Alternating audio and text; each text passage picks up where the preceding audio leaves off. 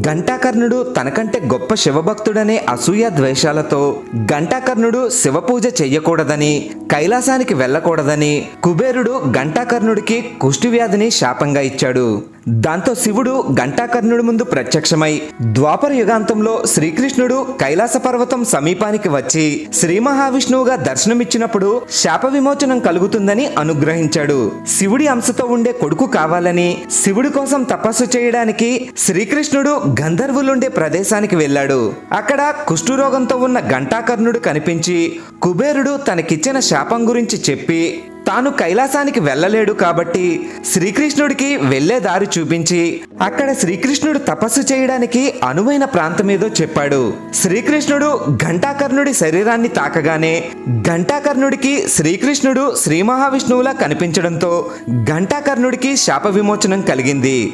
Jai Srikrishna.